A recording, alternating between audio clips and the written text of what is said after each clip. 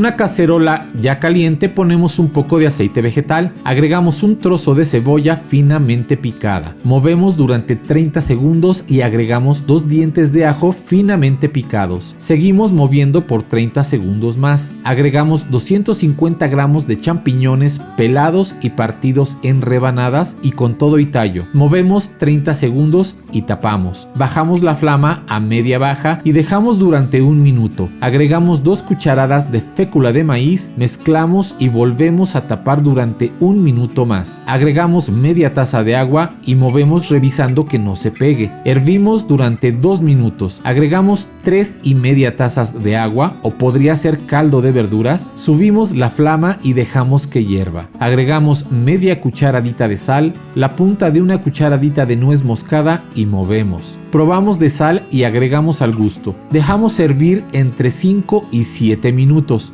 Apagamos y dejamos enfriar. Pasamos todo el contenido a una licuadora hasta licuar todo muy bien. Regresamos a la cacerola y agregamos media taza de crema vegana. Movemos para integrar. Encendemos el fuego y esperamos a que hierva. Movemos constantemente para evitar que se pegue durante un minuto. Y así de sencillo es hacer esta deliciosa cremita de champiñones.